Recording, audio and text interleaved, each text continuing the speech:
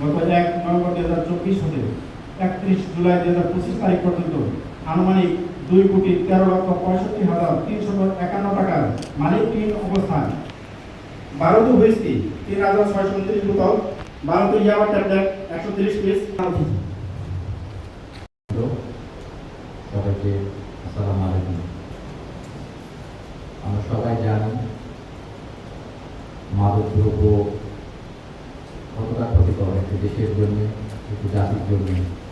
বিশেষ করে আমাদের দীর্ঘদিন ধরে অবকায় মাদক দ্রব্য সমস্যায় জর্জরিত। আমাদের বিভিন্ন সীমান্ত দিয়ে বিভিন্ন ধরনের মাদক দ্রব্য, বিভিন্ন আইন শৃঙ্খলা রক্ষাকারী বাহিনীগুলো অনবরত কাজ করে যাচ্ছে। পুলিশ, ইভেন আমাদের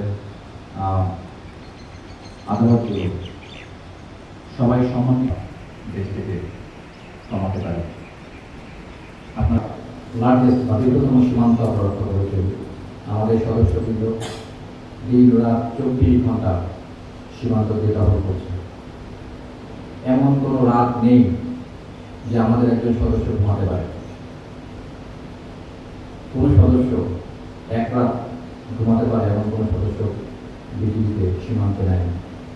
ম্যাক্সিমাম একটা রাতে হয়তো 3 থেকে 4 ঘন্টা সে ঘুমাতে পারে, বাকি সময় সে টহল দেয়। এর দ্বারা বোঝাতে যাচ্ছি যে আমরা কতটা নিবেদিত স্মাগলিংয়ে যে মাদক দ্রব্যের না আসতে পারে সেজন্য। তারপর আমাদের অনেক সীমাবদ্ধতা আছে, অনেক বিস্তৃত সীমান্ত।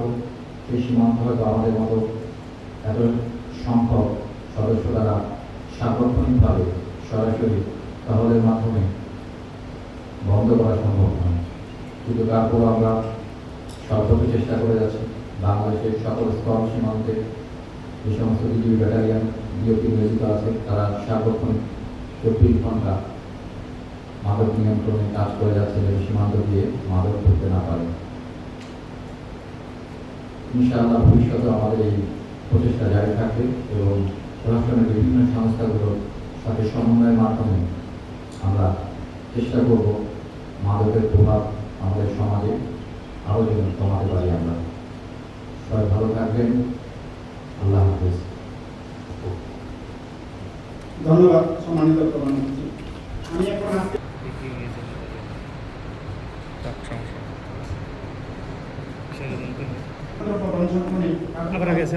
শুভ উদ্বোধন করার জন্য বিনীত অনুরোধ করছি।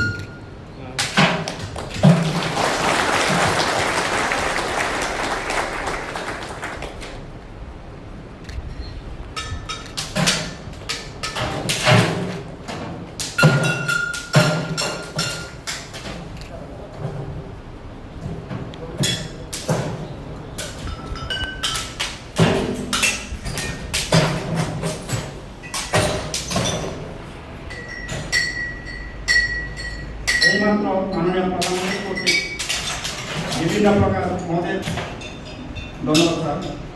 সম্মানিত